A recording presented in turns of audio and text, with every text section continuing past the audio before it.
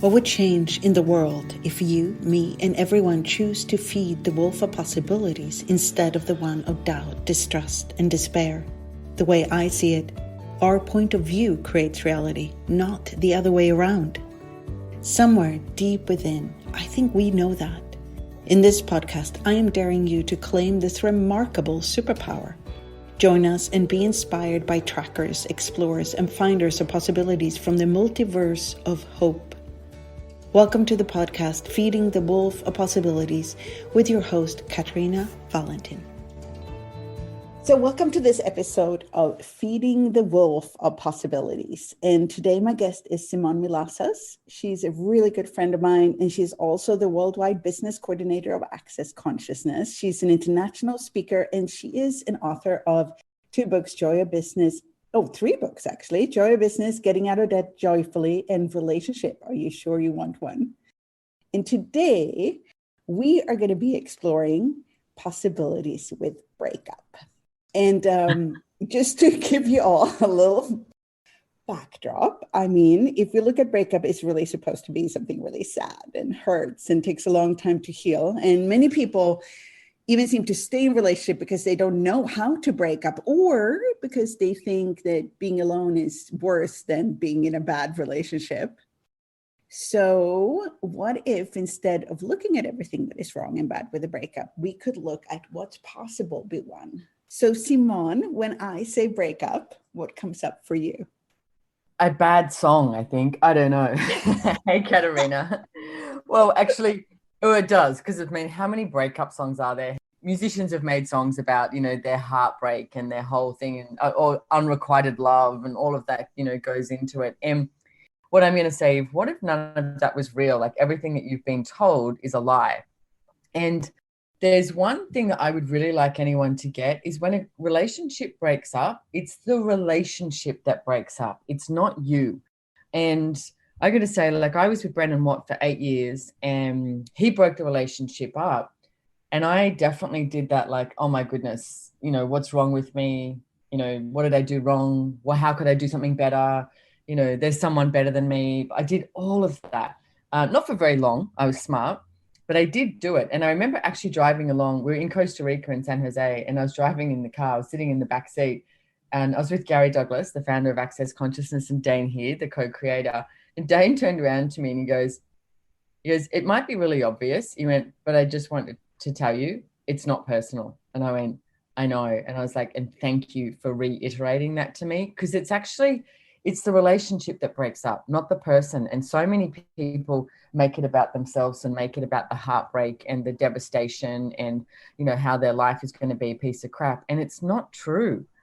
I mean, I was just talking to someone. I had a mutual friend of ours, and she was married for 38 years. She's got a couple of kids and had a great, marriage, a great relationship. And her husband died a couple of years ago. And now she's in another relationship, and she's got this, I got to say, boyfriend, it's got this really cool energy about it. And she's got this boyfriend, and her life is so different.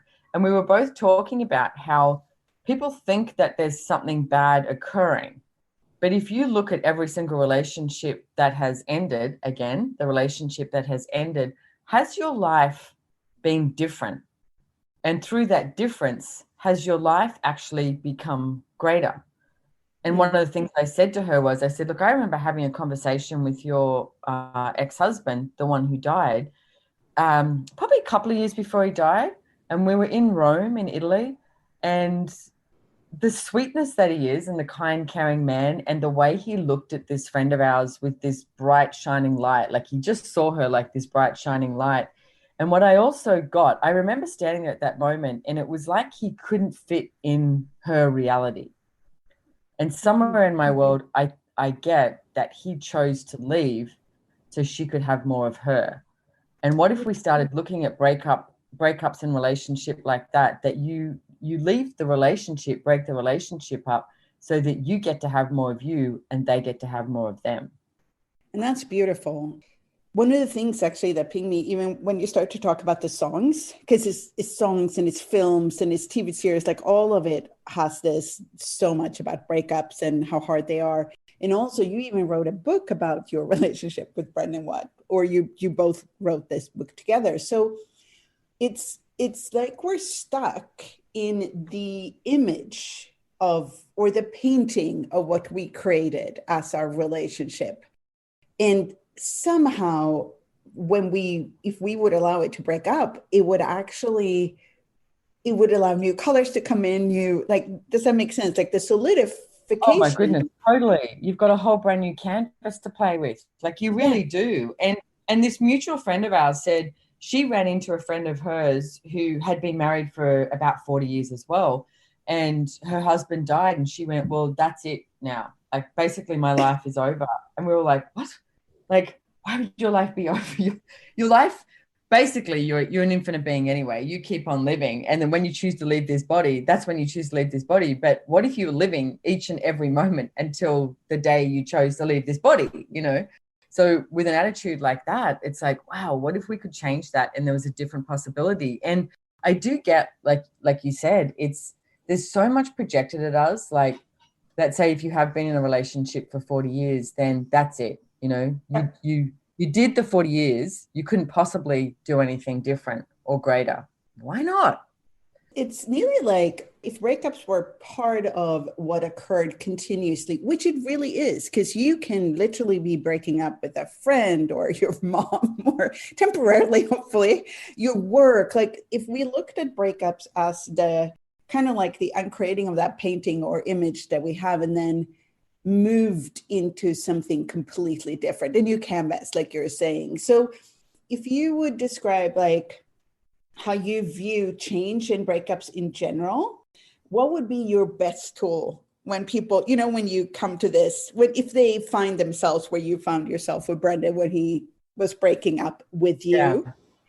Yeah, look, I'm going to say too, I mean, Brenda and I we had a lot of stuff go on, and it was easy-ish is what we say, because it wasn't the easiest thing in the world. There was definitely hurdles that went on, and I don't know if we want to sort of go down that road of, you know, talking about some stuff that we had to deal with. But I'm going to say, just know that you're not alone. Like I did seek a lot of my friends. Like I really did. I remember we were in San Jose in Costa Rica, and I was with three of my friends, and it was really interesting. I went to the hotel.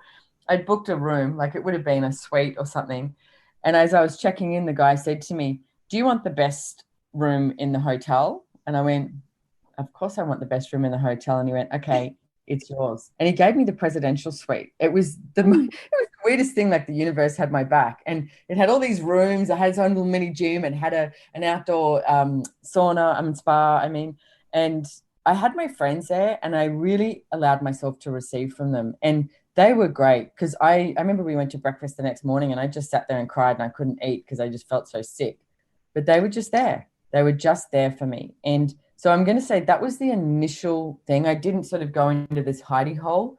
And, you know, interesting thing is, breaking up with Brendan, like the relationship, it wasn't like he was going away. We worked together. So he was there. So I wanted him just to go away. Like it was like, can you just leave? Because that would be easier for me. But you know what? Maybe not. And I work with him. So I sort of had to work through, okay, well, what is this going to look like? So I very much relied on my friends. I lent on them, not bled on them. I lent on them just to even have a glass of wine with, like just to know that I wasn't alone. And then when I desired to have alone time, I did. And one of the things that I did was I started to write down everything, like, what am I asking for here? And I wrote down topics like, you know, say with sex, with relationships, with business, with money, with where I was living, because I lived in a house with Brendan and his son for years. So all of a sudden it was like, well, I have a choice. I mean, I had a choice before, but I had more choice. Where do you want to live? Do you want to live in Norway? You know, you could go anywhere. And I realized how much I had taken choice out of my reality, being in a relationship with a stepchild, even though it would have appeared to so many people that I was living a life of infinite choice, because it was way more than most. But what I started to do was really break down, what do I want my reality to be in all of these different areas? And ask myself that. And can I say the one thing that most of my friends prescribed to me, which is funny, is getting under someone getting under someone to get over someone. Yeah. All right, I'll give that a shot too. Took me a few months to do that, but I did. And I would say one of the things that really, really struck me during this period with you, and you have it all the time, and this time especially, was your vulnerability. It's you weren't bleeding on friends. You were actually willing not to be ashamed of what's going on, or not trying to hide it, not pretending that, oh, everything is good. Of course, I know how to do this because I have all these tools from Access Consciousness. Therefore, I'm going to be perfect, even in a breakup. You were really vulnerable and willing to be angry and sad and all of that. So that, I would say that what you're describing is you being totally vulnerable with other people, but also with you, looking at those choices and looking at, oh, actually, okay, what do I desire? What do I really desire? Instead of trying to get somebody else to fix it for you. And I'd love to talk about the anger for a second, because I was angry. And there was also, I was angry and pissed off that I had created so much with Brendan, and then all of a sudden he had just broken the relationship up. And it was like, wow.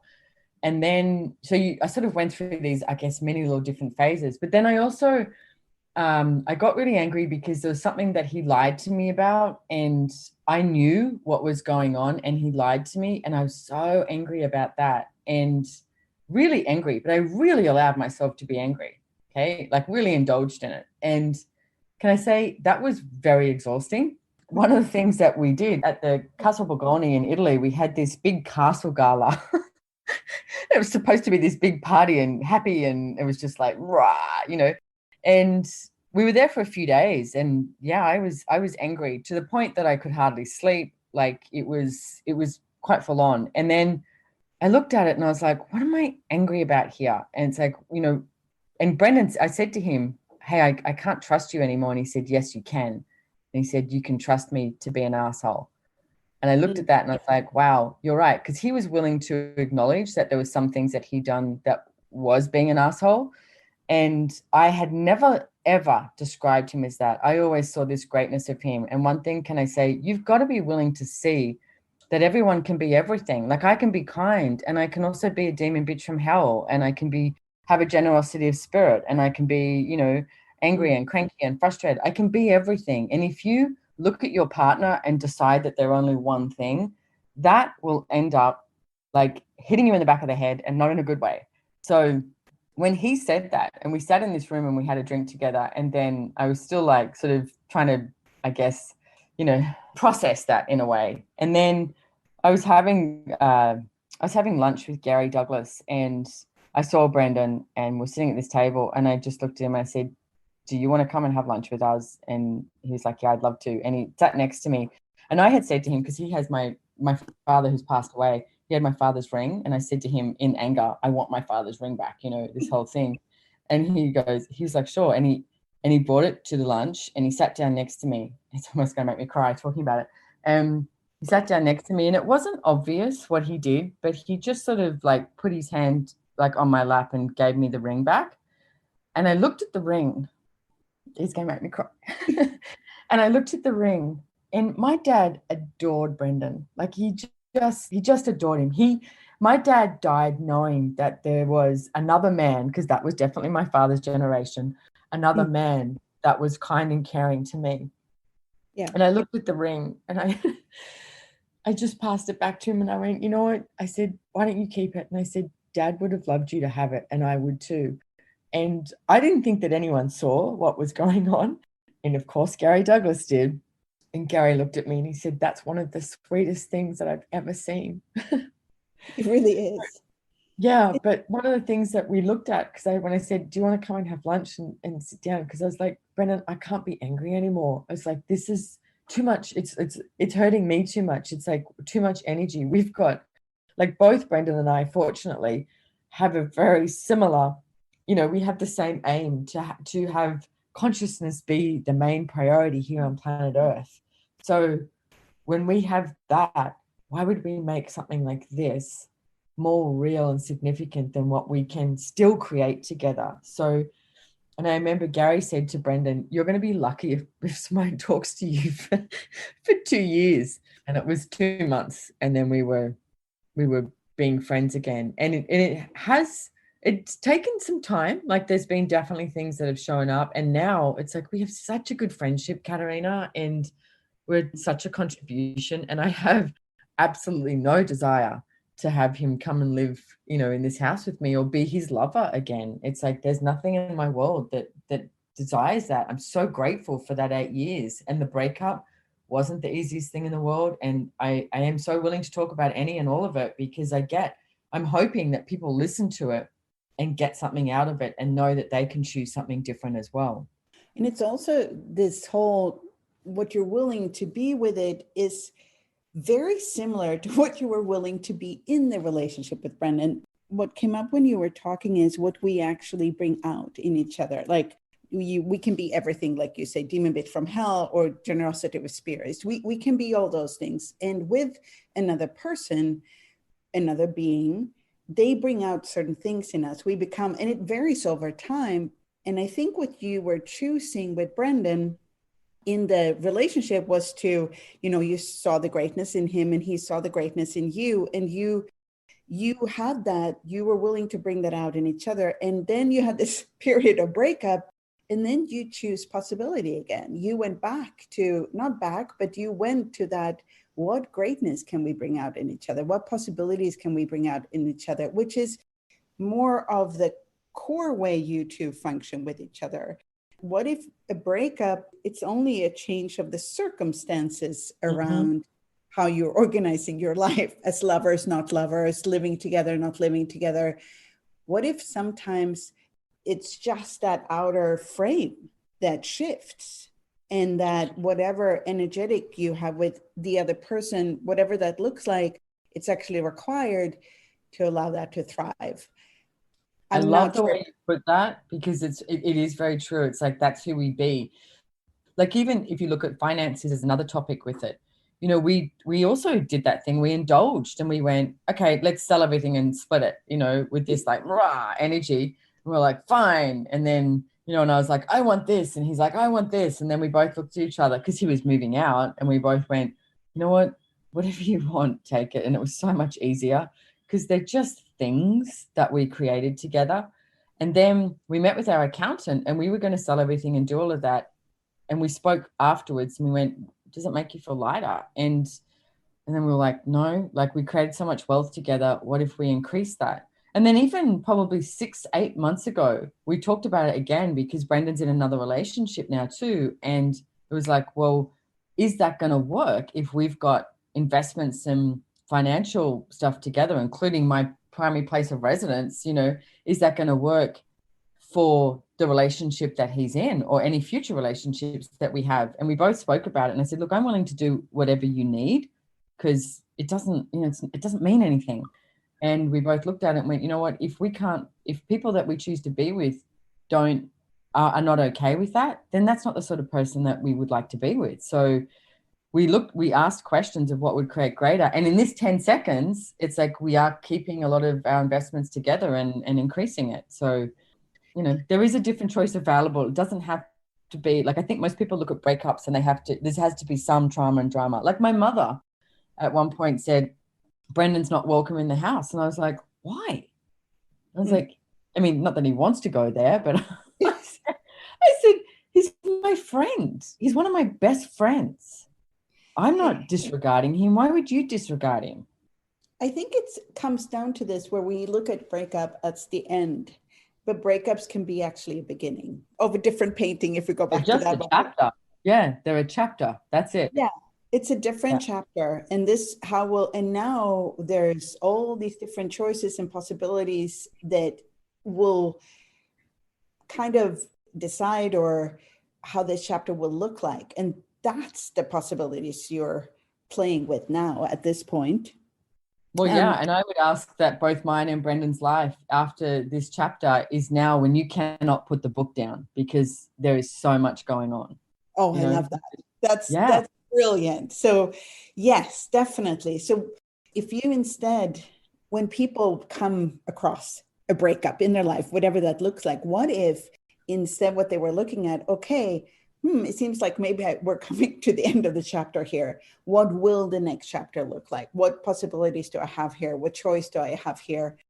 And even if it's like you say, there's a lot of things that has to be handled and looked at, and with vulnerability and whatever comes up.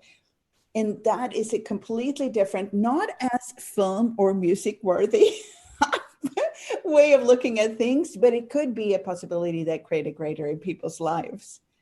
Well, you've mentioned twice now the vulnerability, Kat. And I do think that if you're willing to be vulnerable with every choice you make, that makes a good chapter, no matter what is occurring. Because it's like, I can tell you, like, I mean, I just sent Dane this photo today. I looked on my Facebook, you know how Facebook says, here you were 3 years ago. 3 years ago at the moment, I was in Los Angeles doing my second ever Choice of Possibilities class with Dane. And the photo, I was like, oh my goodness, we've changed so much. And what we've created and actualized in the last 3 years, it's like, wow. And that's just 3 years. Like, that feels like forever ago. But it's, you know, it just keeps getting quicker and better and greater. And that is a choice that each and every person has to make, because it's only the only person who can make it is you. Could you describe what vulnerability is for you?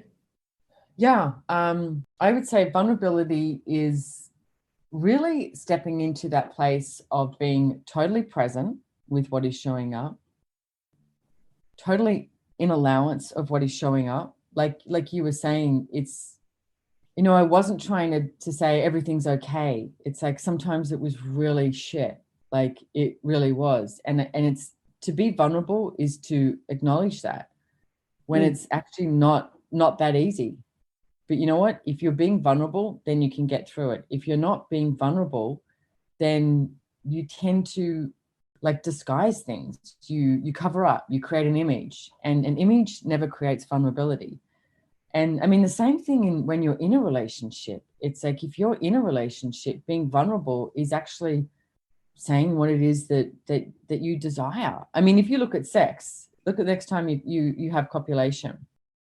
If you just assume that the other person knows what you want, or you create this image, and it's like, is it actually going to be good? Or the best sex I've had over the years so far, I'm going to say, is when I'm with someone and you're with another body and your body, and you're both willing to play and have that level of vulnerability of asking for what it is you desire, or even receiving what someone is gifting you in a way that is, there's no boundaries. And that's what relationships should be. That's what you should be with you each and every day, and in copulation, all of it. And then the chapters don't solidify. You got a page turner. Yeah, you got a page turner. I want to ask one thing that came up way earlier, and just a little more general, because it comes up a lot in relationships, and I think especially in breakups, the anger part that you mentioned. And there were two things you talked about being angry about. One was all those things that you and Brendan had created. Oh, I invested like all this. And I think that comes up for a lot of people, that I invested all of this in this other person, and now he or she is leaving me. And then the other part of that was that you were also angry because he had lied to you, and you knew he lied to you, but he wouldn't say that. And I would say that one of the parts of being vulnerable is being willing to actually be totally aware. The anger that's actually something that's real is most, for me, is most likely the anger you had for the lie. And the second anger, that was the anger about all the things you created, it's a different kind of anger. So could you talk a little bit about those two different angers and how we can actually function with possibilities even with them? Yeah. So the one about the lie, because most of the time, if you get angry, is one of the first things I always ask is there a lie here? Because you get angry when someone's lying to you. But I'm so grateful for that as well, Katarina, because I knew what I knew, and Brendan lied to me. There's a whole bunch of people who lied to me, and including, you know, Gary, who's a really good friend of mine, and he said to me, he was like, "Don't be stupid," and so I was like, okay, I'm being insane here. And then when I found out that I was being lied to, no one can take that away from me. And I spoke to Gary about that too. And I said, you know what? I know what I know when I know it now. Like I knew. And it's like, so I know. So now I have that with everything. So when I know something now, I don't wait for somebody else to verify it or to acknowledge it. I just know, because when you know, you know. And I just want to say something too, because if you're listening to this, it's not really for me to talk about this, but it's not some terrible, like he wasn't cheating, okay? Because that's what most people go to. He wasn't cheating whilst we're in a relationship at all, okay? So that's not what it was. Thank you. And I just want to add this. Sometimes when we discover that somebody's been lying to us, we get angry because we get angry when people lie to us. And this acknowledgement that you knew, like we knew, if we were willing to actually acknowledge, thank you. Now I know that I know, like you're saying, like now I have this parameter inside me that I can trust. I did know. And that gratitude for that will open up a greater trust in yourself when you move forward. So it's actually, like you say, it's something to be very grateful for. And that way, the anger is actually a possibility. It's a possibility that guides us as lie detectors, really, through the world. We get pissed off when people lie to us. Absolutely. Yeah. And the other anger that you were talking about too is when I was like, God, we created all this stuff. So the first thing I went to, and you will, find that maybe you do go to the judgment of you. And one of the things I went to was, oh, he used me for all these years. Yeah. And that was the lie that I started to tell myself. Right off the bat when we met, it's like I was making more money and I supported him fully for 18 months, all these things. But I did that from my choice, and I don't regret anything of that. And he was such a major contribution to me actually creating more money too. And even like the house I live in right now, it's like we bought this house and the renovations, we did $250,000 of renovations, which he coordinated the whole thing, so everything. So there was a major contribution, and none of that was a lie. But what I tried to tell myself to justify, like why I was angry at him, was that he used me. So that was a lie I started to tell myself. And this is where vulnerability comes in. It's like, if you're telling, like, that was not creating anything greater, that he used me. And it's like, well, I used him too. It's like, he was my toy boy. And it's like, so what if you looked at it in that way? Well, also you got angry because there was a lie there. It was a lie you were telling yourself. It was a lie I was telling myself. Yeah, absolutely. So it's like that he was using me, which is not true. Well, it's true, but I was using him too, but not in the way that I had decided it was. Yeah. We're kind of wrapping up here. And I would say that two tools that we got, if you're in front of a breakup or it's coming up in your life, is one is this: to be willing to know what you know. Like to be willing to be brutally honest with yourself and to trust that you know what you know. What is actually going on is what's going on. And the other thing is vulnerability, to be truly vulnerable with yourself. Do you want to add anything? It takes courage. Okay. It takes courage and strength, and you have it. You have that courage and you have that strength. And the second piece that sort of holds hands with vulnerability is you cannot judge yourself and you cannot judge your choices. But even at the end of the day, if you sit there and go, okay, so all the judgments that I had of myself today, it's like, change it, destroy and uncreate it, and change the judgments that you have. Stop judging you, because when you stop judging you, then you can step into true vulnerability.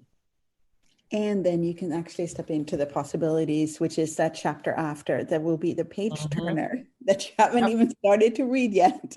Make your life a page turner so that you can live there. That's it. Thank you so much. Do you want to mention where, if people would like to know more about relationships and breakups of any kind, but also relationships with other people, yourself, the earth, your body, where can they find you if they would like to? Yeah, we do. Well, I was just saying to someone today, I have a great name because there is no other Simone Milasas. So you can Google my name, Simone Milasas, but you can find me on accessconsciousness.com, on my website, SimoneMilasas.com, and also with myself and Brendan, The Relationships, Are You Sure You Want One, which is the book that we co-wrote together, and Relationships Done Different. There's so much stuff out there. And Can I just say one thing? If there's anything that you're resisting with relationships or resisting with this, then you might want to have a look at doing one of the classes, because usually what you resist will change the most for you. And I don't know about you, but I would like to live my life to the fullest. And the fullest doesn't mean, sprint runs every day. It could be having the capacity to be relaxation. There's a whole adventure out there. Live your life as a page turner. Yeah, I love that. Live your life as a page turner. And thank you, everyone, for listening. And thank you so much, Simone. I'm sure. Thank you, Katarina. Bye. Thank you so much for listening to my podcast, Feeding the Wolf of Possibilities. I hope you have more space in your world now. If you would like to listen to earlier episodes, share with other people, or subscribe, please go to Spotify, iTunes, or visit KatarinaWallentin.com/wolf.